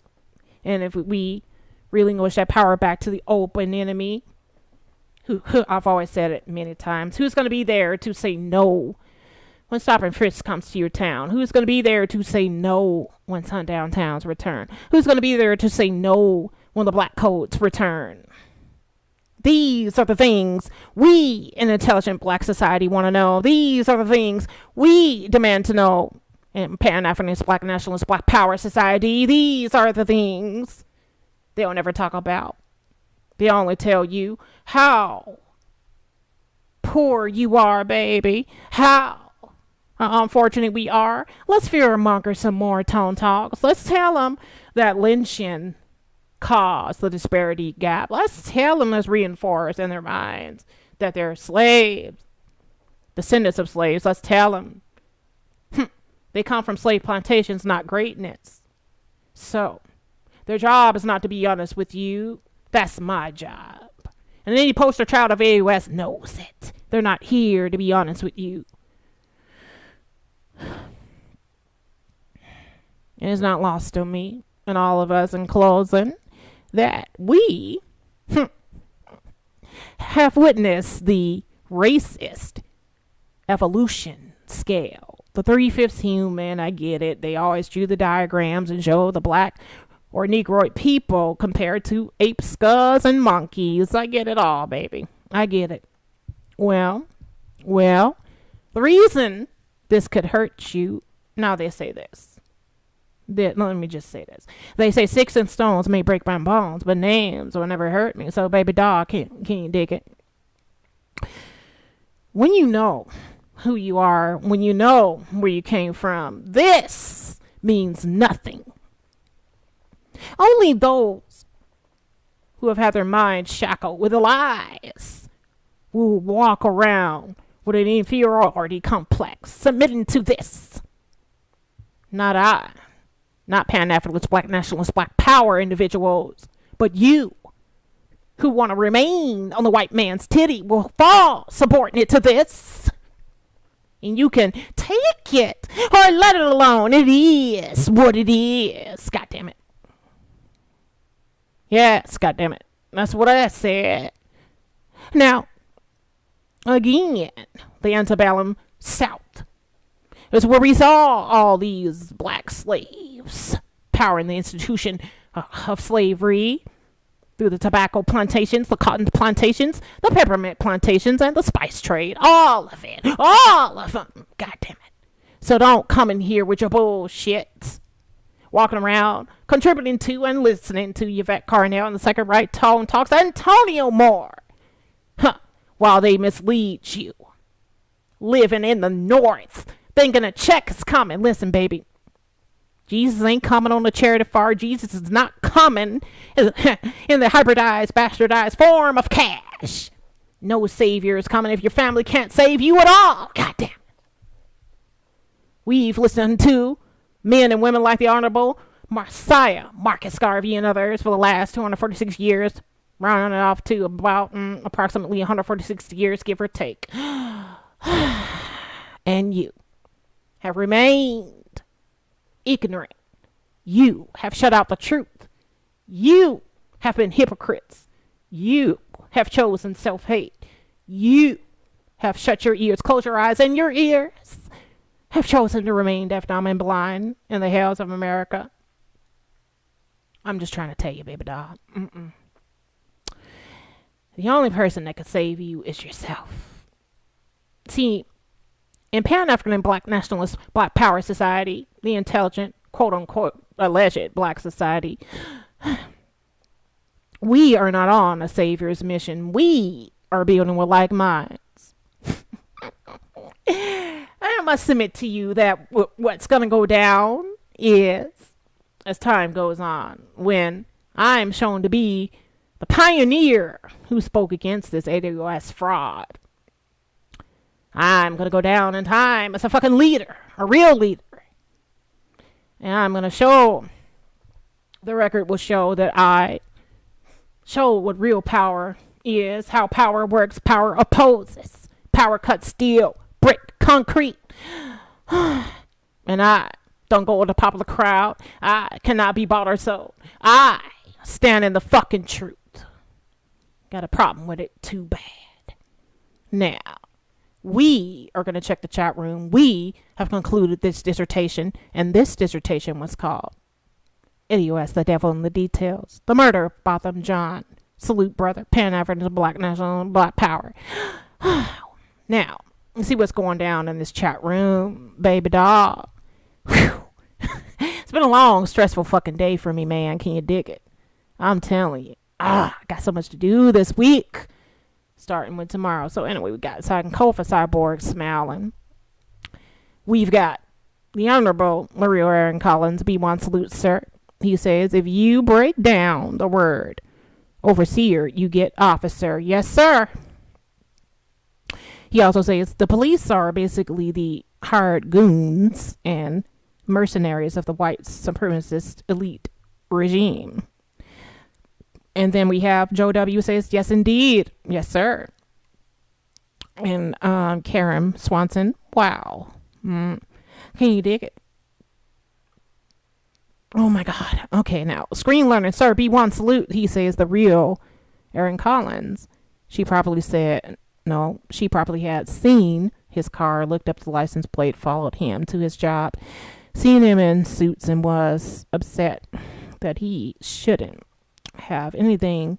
So she took him out. Amber Geiger is living proof, says Aaron Collins, that the white woman is indeed a protected class. And he says it's exactly screen learning. Uh-oh, wait a minute. Somebody's comment's not showing here. Gap Talk Media B1 salute, sir. He says, thanks for tuning in. Press the like, share, subscribe button, and or donate to the show. You know what? Though, Gap, I'm gonna mod you up. I'm gonna mod up screen learning. I'm gonna mod up the real Aaron Collins. Uh-oh. Salute to, come on, man. What the fuck is going on here? Salute to Rashida Stroper, the queen. B1 salute. She says, that black judge is shameful. Yes, ma'am. Yes, ma'am. She says, her ass should have been hugging the victim's mom. Yes, ma'am. Disappointed, yes. John Nothing says, who dropped the ball? Goddamn. And Life Work Drunk says, I'm a white man and she is the wrong. What? Oh, I'm a white man and she's in the wrong and should get life. Goddamn. Indeed. Let me just scroll up a little bit and let me see who else this is. This is Life Works Drunk. I already read your comment, sir. And this person's comment isn't showing. They say, what do they say? It's Sister Girl. Carl says, hero white woman prevents future rapes. John would have done. What? Dude, you're trolling. He says, hero white woman prevents future rapes. Jean would have done. Sir, do you realize that he came from a Christian background? He was or should I say brainwashed. He was a good man, for the lack of better words. I'm not going to hold that against him, but the reality is he was a good man. Educated, decorated, assertive, assured, successful. He was an accountant, living in a good community, came from a strong family, complete family with a father and mother in house. Where do you get these lies, you troll? Go crawl back in your... Anyway. B1 for life. Salute, sir, says Facts 100 Queen. We're not going to fall for this crap. And we're almost done.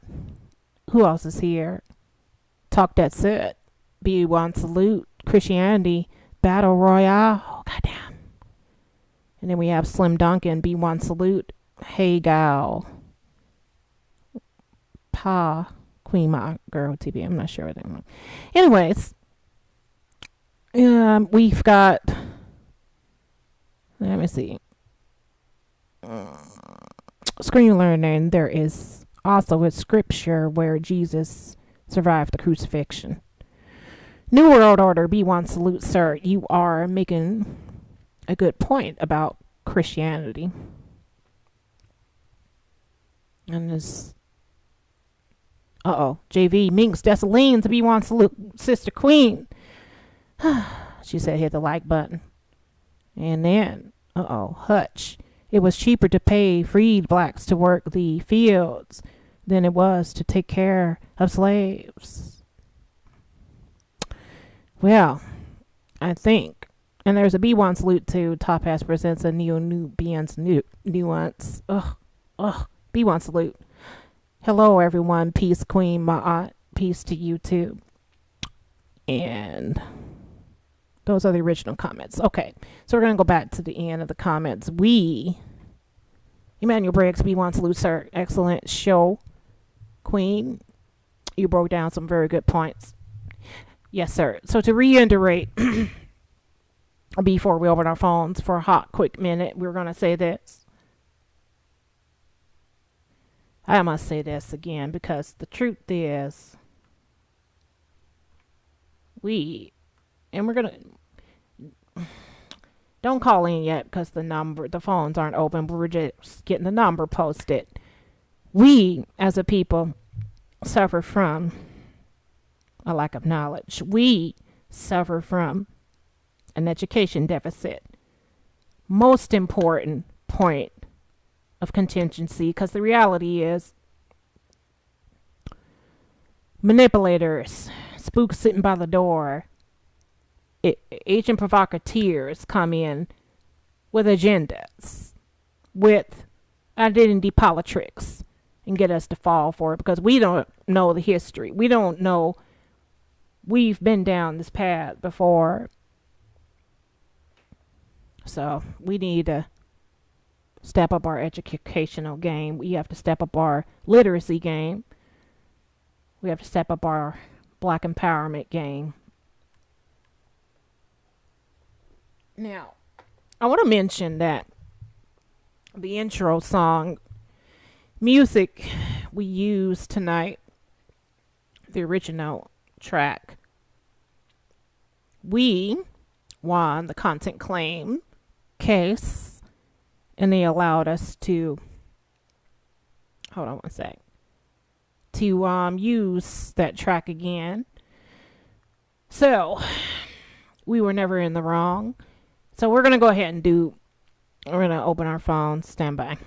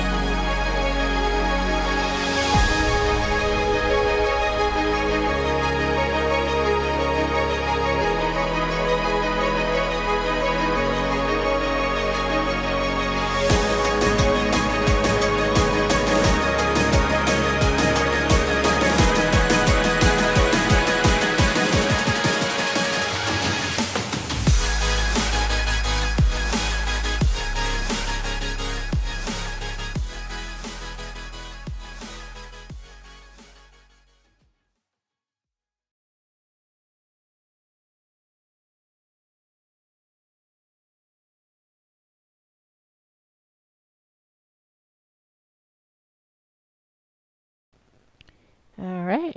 We've got our phone lines open and fired up. It is the lightning round, the BCC Black CENTCOM Black Central Command. You can hit us at 12259777258. Hit us with your best shot or forever hold your peace. Let us know what's on your mind. We will stand by for a little while as we discuss this because it's a very serious issue, people. It's a very serious situation we have been living in the hells of America for the last 236 years. But the race war has been looming for 1,500 years, give or take. So we must be right and exact. We must be educated and poised. We must be polished. We must be the smartest persons in the room to win this fight.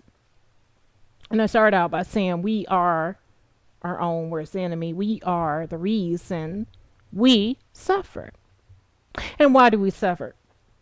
We suffer due to a lack of knowledge. We suffer due to an educational deficit.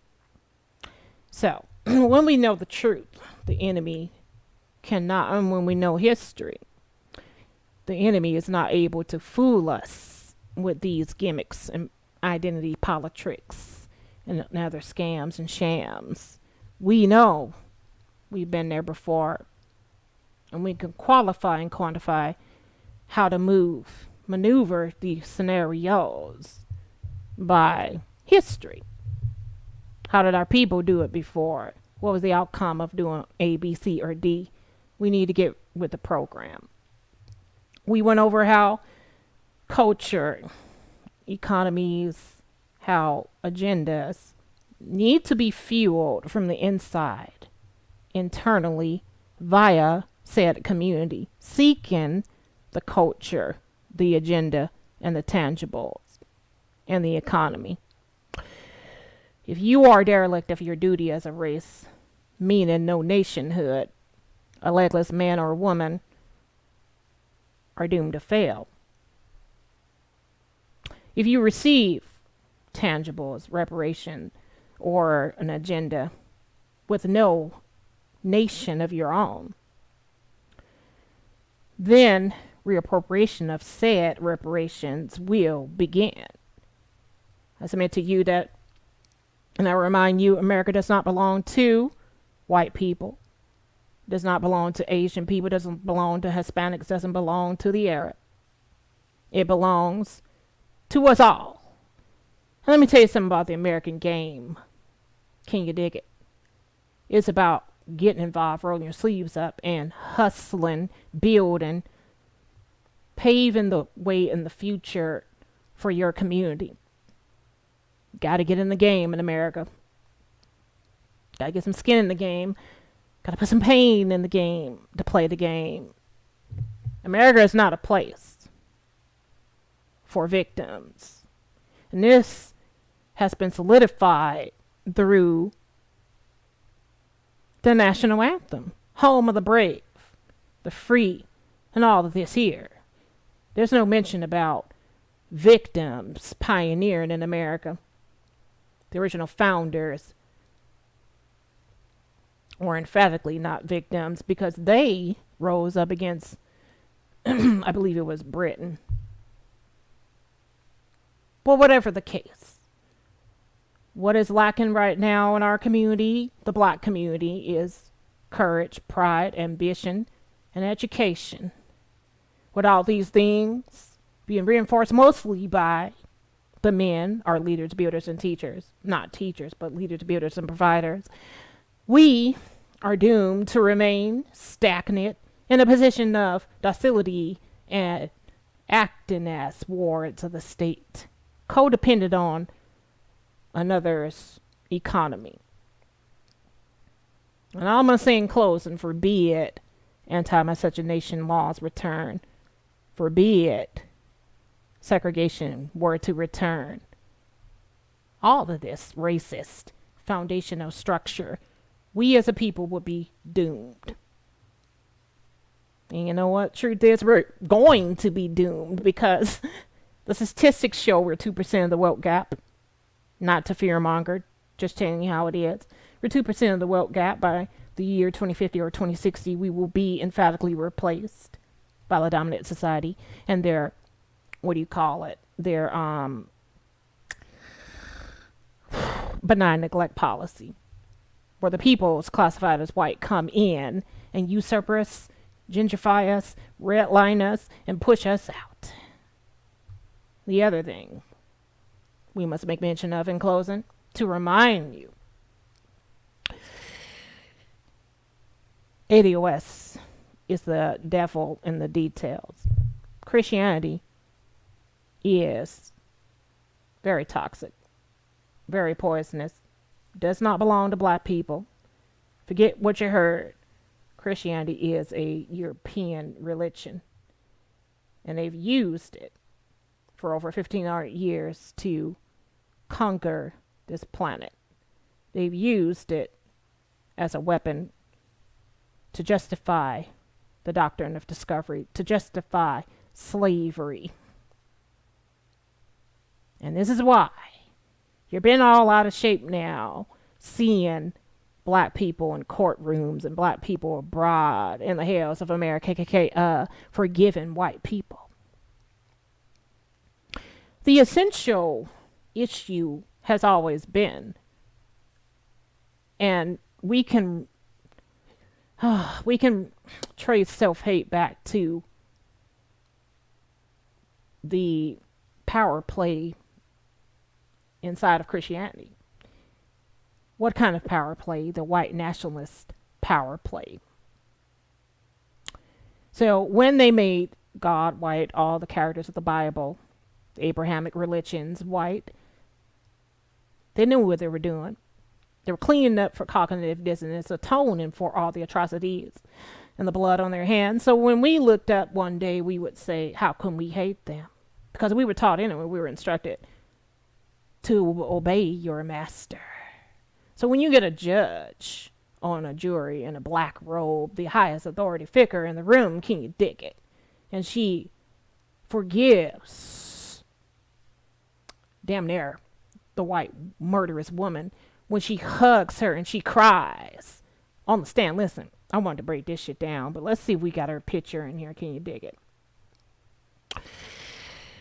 When she cries on the stand, it's repugnant because she is supposed to be mutual. She is supposed to be the law in the scenario. She's supposed to be the one, at best, who has no dog in the fight. She's biased. Either way, she's center. She's not. In other words, she's mutual. But yet, the case can be made against her that she showed that she's not fit for this job.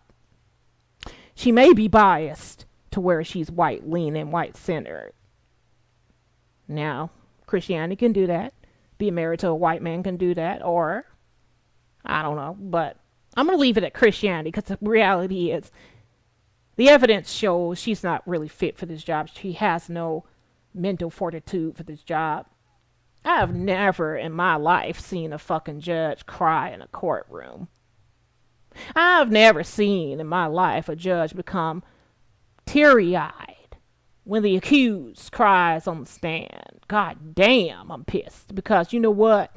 The reality is, not only does a white woman have the black man in the palm of her hand, it has been confirmed that the black woman, even in her highest place of authority, bows down to the white woman. So, the only way to understand this, you dig, is to look at white Christianity. We need to bang on that beast more so. We need to understand that the real reality of self-hating coon comes from Christianity. The root of black people's lust to be white passed and white acceptant is through Christianity. So we're going to leave it at that, and we're going to do the close out the article, the blueprint of black power, and get out of here. But not just the blueprint of black power, the black Pan-Africanist, black nationalist, black power honor code, and we're going to get out of here. We've been mighty long. We're going to look at our timestamp, see how long we've been broadcasting. We've been broadcasting for a good 2 hours and 9 minutes and 44 seconds, and we see that no one has the courage and the warrior spirit, the lioness or lion heart to call in at 122-597-7258 and hit us with their best shot. So we're going to go ahead and just say, whatever, man. All right? And we're going to do the honor code, the blueprint of Pan-Africanism, black nationalism, black power, and set sail. Thank you all for being here tonight with a lion's heart, the warrior spirit to be here. If you believe what you heard, what's the truth, hit the like button. We don't got to tell you this. And so now we are going, what is this? Is this like, so anyway, I don't know what's going on here, what we're going to do. Just bear with me 1 second. Okay, there we go. We're going to go ahead and close out, ladies and gentlemen, and get up out of here. We're going to look at the chat room one more time, and we're going to close out and say adieu, farewell. And we will see you guys next week. No program this Friday because we are going to be busy. Thank you, sir. The real Aaron Collins. Thank you, Twana Yvette Ray. Thank you, Queen. And let me see what she says. Amen, John. So that's about it, guys. I'm going to read one comment from John Nothing, which goes, as a believer in Christ, I don't put my faith in court of public opinion, but in God's court. Well, sir, there is no God. You dig? There is no God. We are all gods having a human experience. God has been the manipulative factor, which has.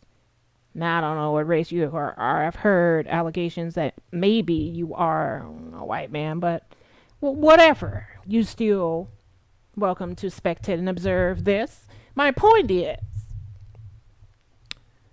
God has allowed the dominant society, the Tom Who society, to conquer the world. God emphatically is a weapon against all nations. God is the devil in the details. Humanity must take their power back. Mostly black society. Mostly black humanity. Can you dig it? So with that being said, we're been strong. We've been mighty long, but strong mostly, and I'm proud. So we're going to go ahead to the article, close out a Pan-Africanism, black nationalism, and black power. We're going to get out of here. Hopefully you've all learned something today. So it goes. E1B1A, E1B1B, B1 for life. Pan-African 2020 tangibles and beyond. Black Magi up. Black archers up. Black 21 gun salute. Black fist up. Black power. Black power. Black power. Black power. Black African. Unapologetic. Uncompromising power.